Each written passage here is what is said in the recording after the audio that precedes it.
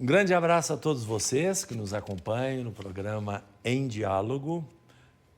Nós falamos aqui de tantos assuntos e o assunto deste programa vai ser sobre a guerra. A guerra tem justificativa, quais são os formatos de guerra, o que diz a Escritura e, de alguma forma, a doutrina moral de cada uma das nossas denominações cristãs aqui presentes.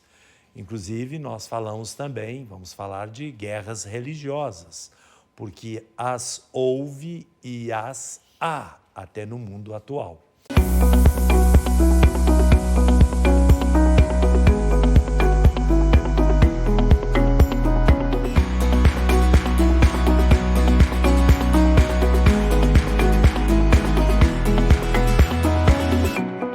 Para conversar sobre este tema da guerra como defesa coletiva, nós vamos falar, quem vai compor esta mesa, todos já conhecem, nossos convidados e amigos, já não somos só dialogantes, mas amigos, o reverendo Haroldo, da Igreja Anglicana no Brasil, pastor Gilberto, da Igreja Evangélica Luterana do Brasil, o pastor Mário Lima, da Igreja Batista da Savassi, e o pastor Reinaldo, da Igreja Batista Alvorada, e também é professor.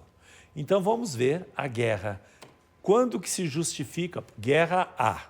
Atualmente no mundo existem vários conflitos localizados, várias guerras localizadas no mundo, o que é uma tragédia em todos os lugares onde as guerras acontecem. Mas que justificativa existem para as guerras? Tem um pensamento corrente, né, que vem da filosofia, de que a guerra é a mãe de todas as coisas, né? Eu sabia que a filosofia era a mãe de todas as coisas, agora é a guerra. A guerra é a mãe de todas as coisas. Coisas horríveis, né? E por quê? O ser humano, ele, ao longo da história, ele tem essa tendência ao mal, a violentar o outro, a destruir o outro. É claro que, numa perspectiva cristã, bíblica, teológica, nós não encontramos nenhuma justificativa para a destruição do outro. E guerra tem o paradoxo da paz. Por que o paradoxo? Porque nós fazemos guerra almejando a paz. Não seria muito melhor vivermos em paz e evitarmos a guerra? Talvez esse seja um grande convite para o nosso cotidiano, porque muitas vezes nós estamos vivenciando uma cultura bélica, alimentando a nossa casa pela mídia com violências e mais violências, e esquecemos de que o grande desafio que temos é nos tornarmos pacificadores. Os antigos romanos diziam, si vis pacem para bellum, se queres a paz, prepara-te para a guerra. Paulo VI, na Populorum Progressio, falou, se queres a paz, prepara-te para a paz.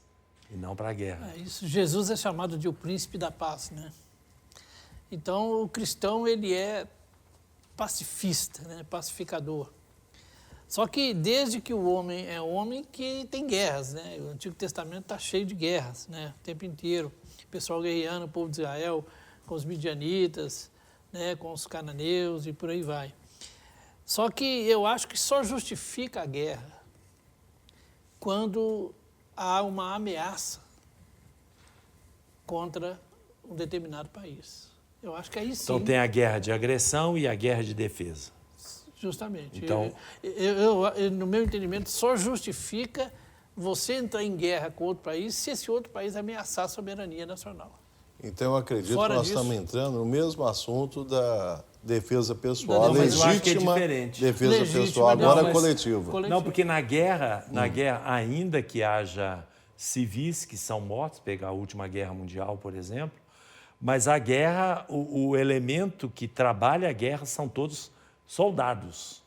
quem vai à guerra, quem defende a pátria, quem ataca o outro país, isto é feito por meio de, digamos assim, profissionais, soldados.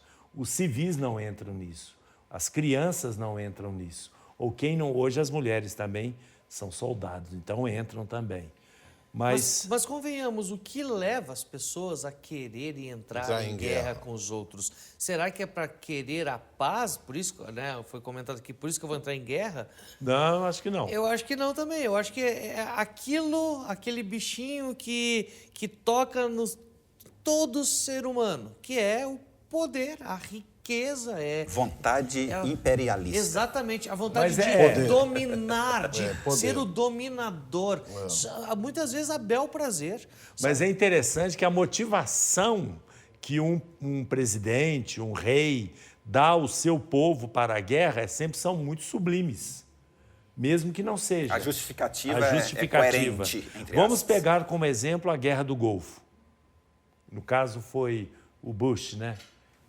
Bush Pai ou Bush? É Bush Bush pai. foi o Bush. O pai. O filho o foi Bush Afeganistão. Foi o pai. O outro foi depois das Saddam. Torres Gêmeas, né? Foi. O filho.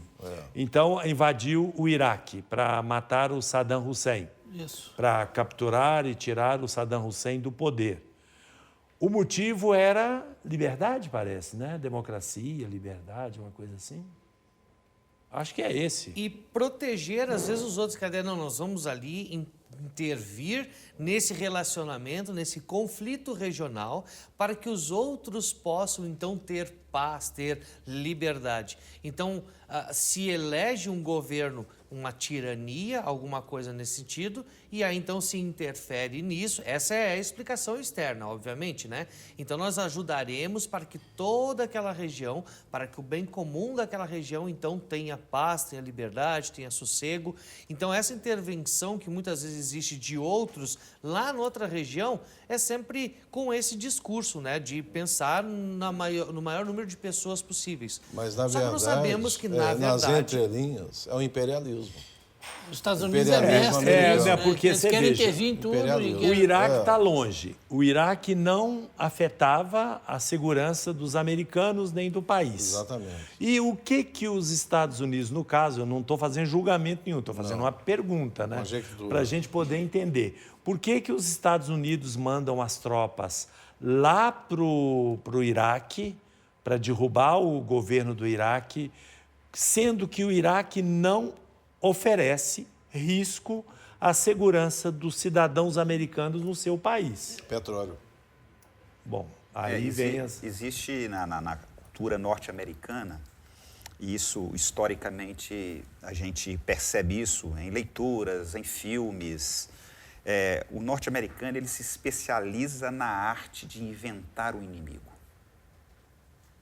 E quando aliás, você eles inventa um vendem- inimigo, eles- você tem de destruí-lo. Eles vendem muitas armas, né? Eles vivem Mas exatamente disso, por causa disso. comércio de armas. Arte e guerra. Então eles Isso precisam não tem justificativa fomentar a guerra. alguma. Não Tanto justifica. a guerra do Vietnã, Não, a guerra de da jeito Coreia. Mas isso alimenta a indústria indústria bélica bélica. e a E que economia. precisa. Justamente.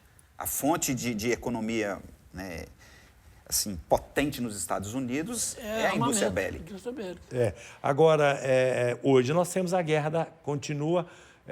A gente parou de falar, né? Não sei como a situação está, se está séria. Parece que arrefeceu um pouco. A tentativa americana e alguns países europeus também de derrubar o ditador sírio. E aí uma guerra que ceifou vida de milhares de pessoas, levou fome, miséria, e tanto que nós recebemos aqui em Belo Horizonte muita gente fugindo da Síria. Qual seria? É porque é um ditador e tem... É o O povo povo deles dele que resolve isso, não é assim? não tem que ter intervenção Não. internacional. Por que não intervém na Coreia do Norte? Porque vai levar chumbo, né?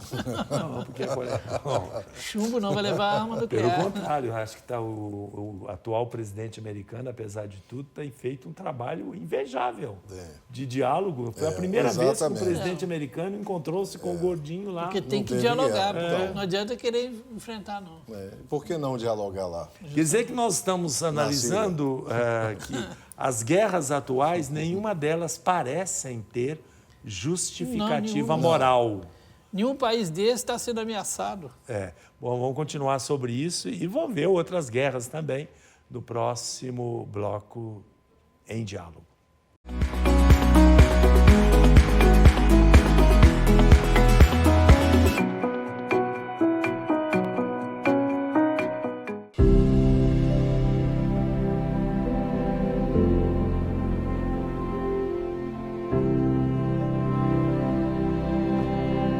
Uma das coisas que nós podemos fazer, que é a nossa potência de ser, é ajustar as nossas velas. É Deus quem se antecipa. É Ele, sendo quem é, vem sempre ao nosso encontro. E nós, para sermos movidos pelo Espírito Santo, a gente precisa entender qual é o princípio bíblico. Que você é essa pessoa inútil que você acredita ser?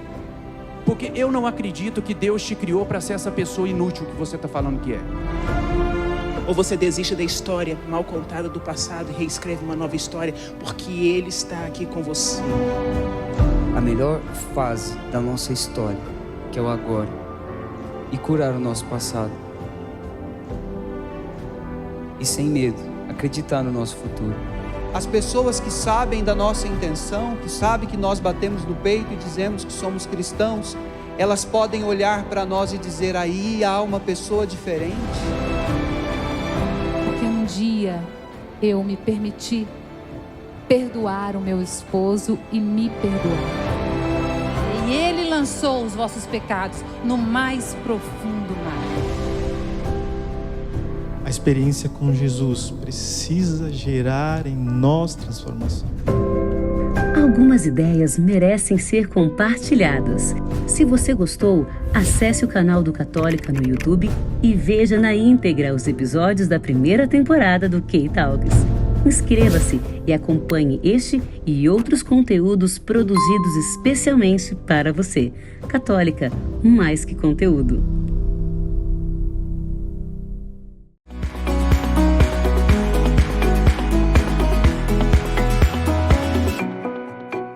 Estamos de volta. E aí, o que eu gostaria de colocar, nós estamos fazendo críticas às guerras atuais, dizendo, pelo menos para nós, que as que nós citamos até agora, nenhuma delas poderia ter justificativa moral. Eu não sei se todo mundo está de acordo com isso, ou se existe alguma guerra mais recente, algum conflito regional mais recente, que poderia ter alguma justificativa moral.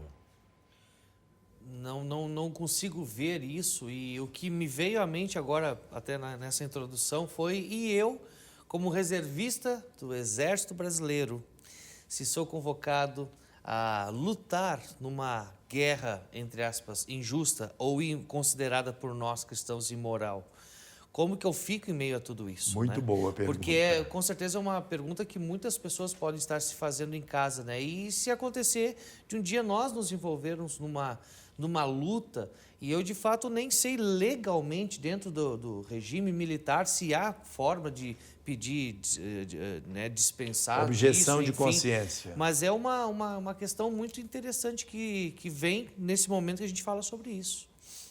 Há determinadas religiões cujos fiéis não podem ir à guerra. Testemunhas de Jeová, né? Não podem. E quando convocados, como é que os governos já respeitam tem isso? Amparo, tem amparo legal. Isso, mas já na hora do alistamento, já quando tem 18 anos, faz o seu alistamento. Já. E já a solução não se torna reservista. No seu caso, eu acredito que você, como pastor, você serviria como capelão, né? Sim. Não, eu estou me colocando Não, mas é fácil. linha de frente.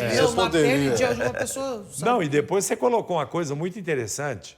Você não vai lutar, mas os soldados querem e precisam dos capelães. Os capelães são importantíssimos na situação de guerra. E você é um especialista. E aí, fala, continua falando. Eu acho interessante. Porque o fato do capelão e de ter capelão e das várias igrejas aprovarem os capelães nos exércitos, inclusive nas batalhas, etc., legítimo. Eu assisti um filme que talvez vocês vão me lembrar, que eu não estou lembrando o nome do filme, nada do filme. Eu só lembro que uma pessoa foi para a guerra e não deu nenhum tiro. É o último homem. Isso. Até o último homem. Até o filme Ele se lindíssimo. recusou, né? E era religioso. Ele era Isso. cristão. Por motivos religiosos, ele disse, eu até vou, mas Ele salvou toma vários. aqui um fuzil. Eu disse, não Ele quero salvou vários soldados sem dar um tiro sequer. Exatamente. Filme muito Então bacana. nós podemos ser testemunhas de Jesus, de qualquer, não testemunhas de Jeová simplesmente, mas de Jesus. Porque Jesus veio trazer um novo testamento, não é verdade? E o Novo Testamento é amar a Deus e ao próximo como a si mesmo. Então é levar a fé, E os capelães independente da têm um circunstância. trabalho fundamental numa situação de guerra. Porque é ele, o ministro, que vai dar o consolo, o conforto Verdade. aos soldados ali, da esperança, da força. Mas eu acho que é isso que é o grande desafio que a gente tem. Independentemente do que esteja acontecendo na sociedade, se é uma guerra ou não, porque nós vivemos um estado de guerra. Ela não está aí organizada, declarada, mas nós estamos no estado de guerra. Cuidar da vida nunca foi tão necessário. Verdade. Aí a importância do capelão, do pastor, do padre, do médico, do enfermeiro, do psicólogo. Gente, porque a vida precisa ser cuidada. Então, eu acho que a gente precisa pensar nesse processo de guerra como sendo, de fato, de forma bem estampada aqui para nós, é plenamente a ausência de Deus na vida. A guerra, para mim, é o mal absoluto. É o mal absoluto, é a ausência de Deus. Os soldados são vítimas. Assim, por exemplo, o pastor ou o padre, nós padres somos, os capelães são profissionais, são aqueles que já servem. Armadas, nós não vamos polícias. à guerra em nenhum momento, não seríamos chamados. Mas o que eu quero dizer é o seguinte, independente da gente ir ou não ir como padre, como capelão, o civil simples, o que fez o exército, ou o soldado, ele vai e ele não pode escapar disso. E ele passa por situações extremamente dramáticas. Ou seja, como vale a pena, por isso que eu falo que é mal absoluto. Vocês pegam filmes americanos que a gente vê, porque os Estados Unidos vai em guerra para tudo quanto é lado, né? Aí esses rapazinhos, esses meninos voltam da guerra traumatizados, loucos, não conseguem ter uma convivência social, muitas vezes saudável, o casamento vai mal, ou seja, acaba com a vida de uma pessoa. A guerra, na verdade, é um estado de animalidade plena, né? De fato, né, o mal vencendo o bem. É algo assim inconcebível. Agora, humanamente a gente não dá conta de perceber Tem um isso. outro aspecto que a gente tem que levar em consideração também, é que parece que é um instinto humano, né? Ele é propenso à guerra, né? Você vai ver isso no Antigo Testamento todinho, fala-se muito em guerra, né? Tem textos bíblicos que Deus manda invadir a terra do outro, tá? Manda exterminar as pessoas em guerra, né? Então eu acredito que isso faz parte da conjunção, né, da conjuntura humana. Eu lembro uma vez que eu estava celebrando a missa durante a semana e tem o trecho naquele ano do Antigo Testamento, que estava sendo lido. E eu, naturalmente, eu fui pregar sobre o Evangelho e nem toquei no assunto que foi lido. O que aconteceu foi o seguinte, era um exército, não sei agora, não vou lembrar se qual texto dos históricos da Bíblia. É um exército que estava lá, Israel acampado do lado de cá, o exército de Israel do lado de cá, e era em número menor, bem menor. E o outro exército do outro lado, um número muito maior, melhor equipados, e aí Israel passou a noite em oração e vigília. Desse jeito que o povo fala hoje, né? Oração e vigília. Quando chegou de manhã, quando o sol começou, Israel atacou, achando que ia ganhar porque Deus estava do lado deles. Foi uma derrota total. Eles perderam quase todos. E o texto termina assim. Eu falei, agora o que eu vou falar? Não vou falar nada. Melhor tocar no Evangelho. Tem textos no Antigo que Testamento. É difícil. No Antigo Testamento, se não colocá-los dentro do seu contexto histórico, dentro da situação econômico. Você fica escandalizado. O que eu ia falar, a gente não pode julgar Por exemplo, pelos critérios de hoje. Aqui tem um texto aqui, Samuel capítulo 15, 1 Samuel capítulo 15, versículo 18, fala assim: enviou-te o Senhor a este caminho e disse: vai e destrói totalmente esses pecadores, os amalequitas, e peleja contra eles até exterminá-los. Mas sabe por quê, né? É apavorante isso, né? Quando Israel estava entrando na Terra Prometida, né? Quando o povo, vindo do Egito, depois de atravessar o Mar Morto, os amalecitas atacaram o povo de Israel na retaguarda. Só que na retaguarda, quem ia na retaguarda eram os velhos, as crianças e as mulheres. Fizeram uma crueldade absurda.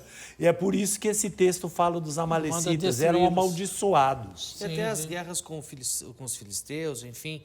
naquela época que não existia essa revelação bíblica que nós temos tão bem produzida e tão bem claro para nós que completa, estamos aqui nesse lado da história, aquela época Deus revelava diretamente, né, pela coluna de fogo no deserto, a coluna de nuvem, e também pelas guerras, ou seja, o pessoal ficava sabendo que o Deus de Israel era o Deus supremo e maioral, muitas vezes também por causa dessas coisas que eram sabidas por todos os demais povos, porque a cultura justamente mostrava isso.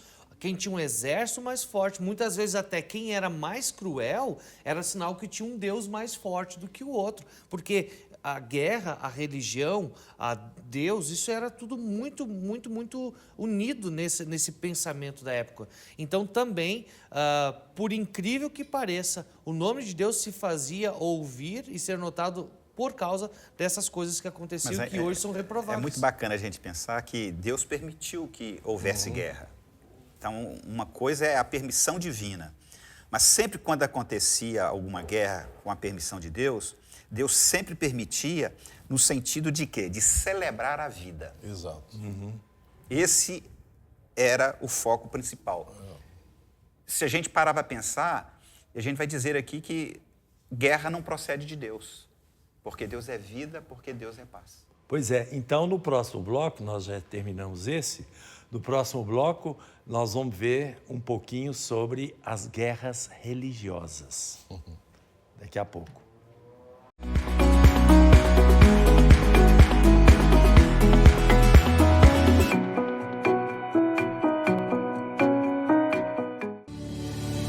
Já pensou em um canal que reúne informação, entretenimento, conteúdo de qualidade e o melhor, está preocupado em transmitir valores para toda a família? Conheça agora uma nova plataforma de comunicação. Está no ar o Portal Católica.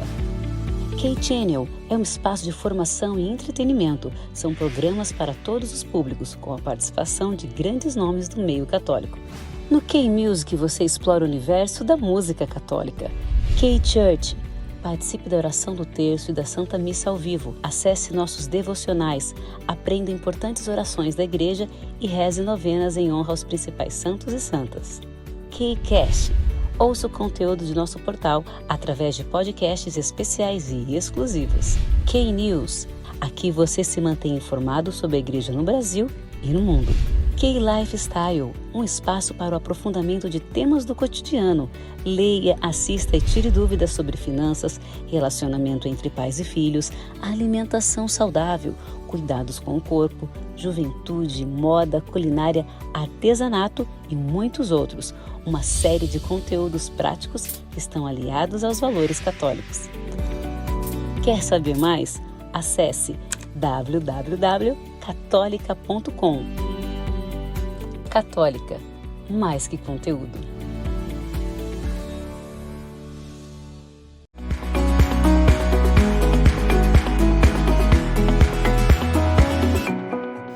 Citando as Escrituras do Antigo Testamento, fica muito claro no regime do politeísmo dos povos que em volta de Israel, que cada povo tinha a sua religião.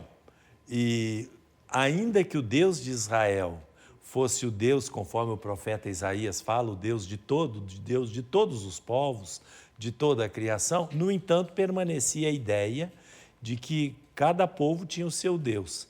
E, portanto, quando havia guerra entre o povo e o outro, o Deus ficava junto com aquele povo que era do qual ele era Deus. Então, isso penetrou muito no Antigo Testamento.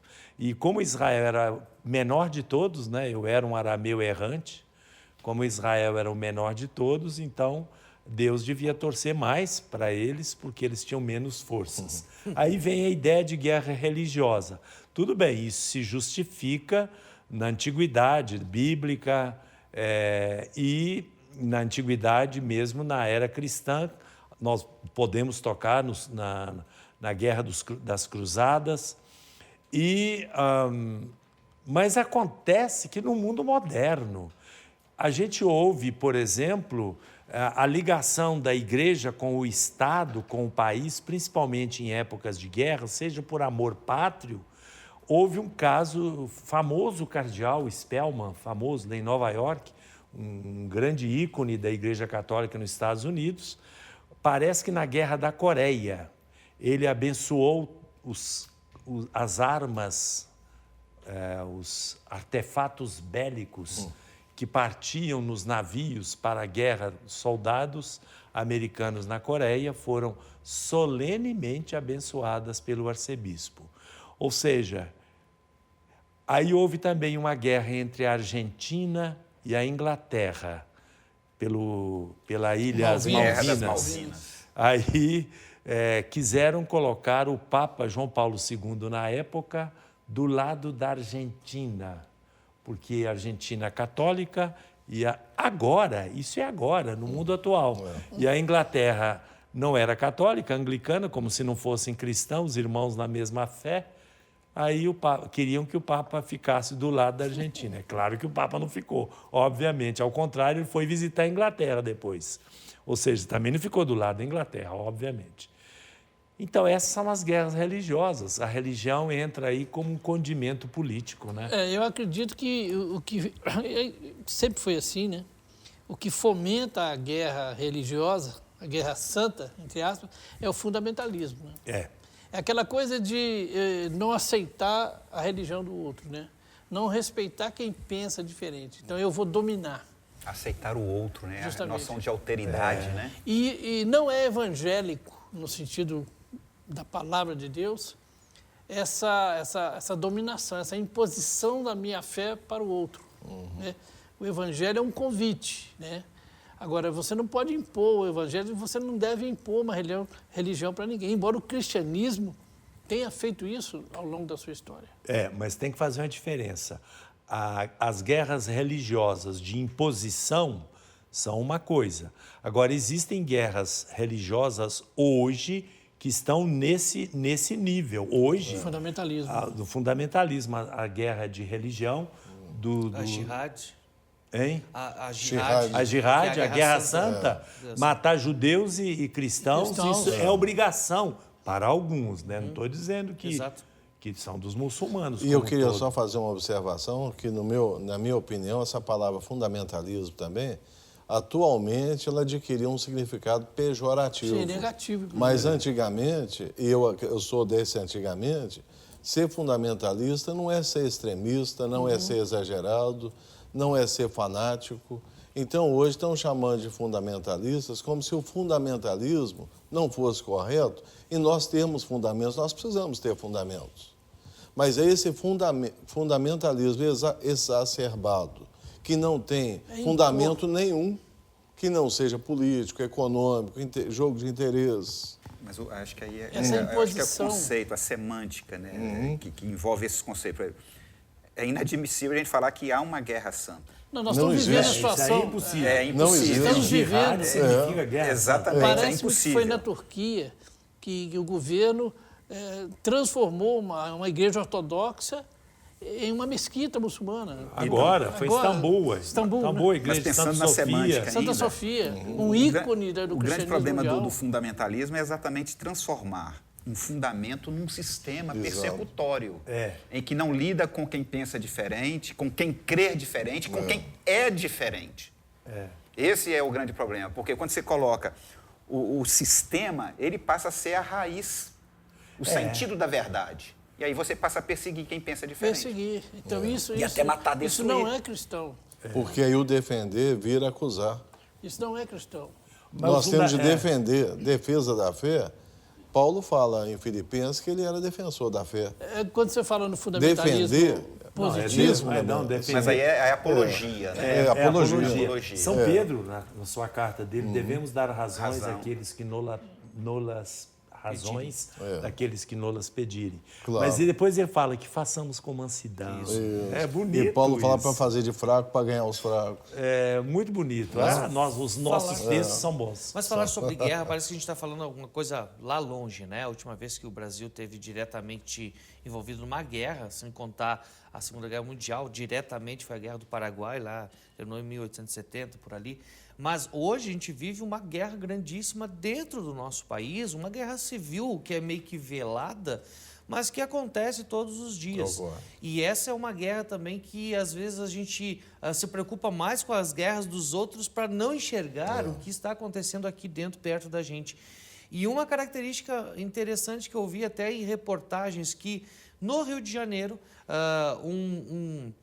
digamos assim, um chefe, um comandante do tráfico de várias aglomerações lá, de várias favelas, que ele obrigava a todos serem evangélicos, né?